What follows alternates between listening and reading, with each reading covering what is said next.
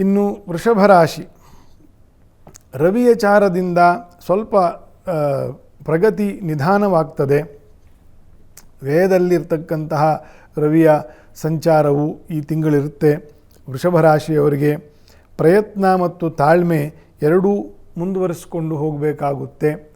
ವೃಷಭದಲ್ಲಿ ದ್ವಿತೀಯದಲ್ಲಿ ಕುಜನ ಸಂಚಾರ ಇರುವುದರಿಂದ, ವ್ಯಯದಲ್ಲಿ ರವಿಯು ಬರುವುದರಿಂದ ಸ್ವಲ್ಪ ಅಸಮಾಧಾನ ಆಗ್ತದೆ, ಸ್ವಲ್ಪ ಕಿರಿಕಿರಿ, ಮಾನಸಿಕ ಉದ್ವೇಗ ಜಾಸ್ತಿ ಆಗ್ತದೆ.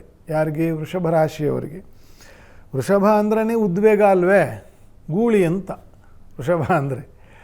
ಹಾಗಾಗಿ ಅದು ಉದ್ವೇಗಕರವಾಗಿರ್ತಕ್ಕಂಥ ಸ್ವಭಾವವೂ ಇರ್ತದೆ ಅನೇಕ ವೃಷಭ ರಾಶಿಯವರಿಗೆ.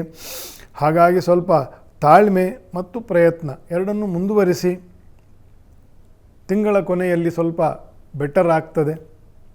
ಸ್ವಂತ ಉದ್ಯೋಗ ಇತ್ಯಾದಿಗಳು ಮಾಡೋರಿಗೆ ಹೆಚ್ಚು ಅಪ್ಲೈ ಆಗುತ್ತೆ. ಸಮಸ್ಯೆ ಏನಂತಂದರೆ, ಕೆಲಸಗಳು ಮಾಡಿ ತಿಂಗಳ ಸಂಬಳ ತಗೊಳ್ಳೋರಿಗೆ ಅಷ್ಟೊಂದು ಗೊತ್ತಾಗೋದಿಲ್ಲ. ಯಾರು ಸ್ವಂತ ಉದ್ಯೋಗ ಮಾಡ್ತಾರೋ, ಸಣ್ಣ ಪುಟ್ಟ ಉದ್ಯೋಗದಲ್ಲಿ ಇರ್ತಾರೋ, ಆಟೋ ಓಡಿಸ್ಕೊಂಡು ಅಥವಾ ತರಕಾರಿ ಮಾರಿಕೊಂಡು ಅಥವಾ ಏನೋ ಒಂದು ಅಂಗಡಿ ತೆರ್ಕೊಂಡು ಅಥವಾ ಇನ್ನೇನೋ ಸ್ವಂತ ಉದ್ಯೋಗ ಸ್ಟೋರ್ಗಳು ಮಾಡಿಕೊಂಡು ಈ ರೀತಿ ಮಾಡ್ತಕ್ಕಂಥವರಿಗೆ ಸ್ವಲ್ಪ ಜೀವನವು ಚಾಲೆಂಜಿಂಗ್ ಜಾಸ್ತಿ. ಅಂಥವರಿಗೆ, ವೃಷಭ ರಾಶಿಯವರಿಗೆ ಈ ತಿಂಗಳ ಕೊನೆಯಲ್ಲಿ ಸ್ವಲ್ಪ ಬೆಟರ್ ಆಗ್ತದೆ.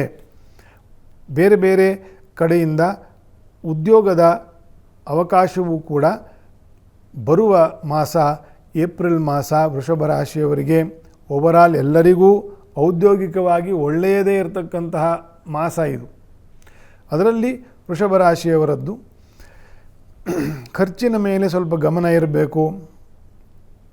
ಎಲ್ಲೆಂದರಲ್ಲಿ ಖರ್ಚಾಗುವ ಪರಿಸ್ಥಿತಿಗಳು ಬರ್ತದೆ.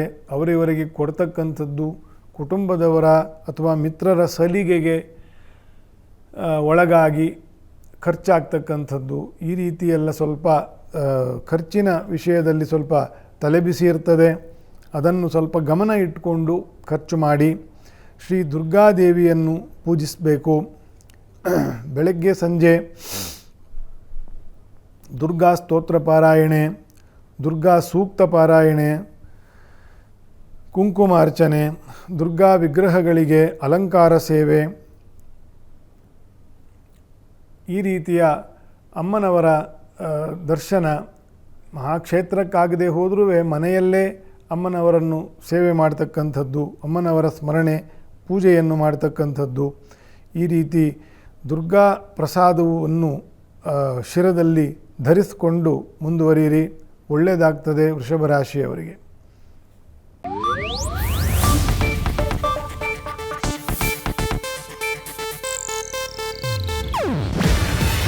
ಇದು ಏಷ್ಯಾನೆಟ್ ನ್ಯೂಸ್ ನೆಟ್ವರ್ಕ್ ಪ್ರಸ್ತುತಿ. ನೀವು ನೋಡ್ತಿದ್ದೀರಾ ಏಷ್ಯಾನೆಟ್ ಸುವರ್ಣ ನ್ಯೂಸ್.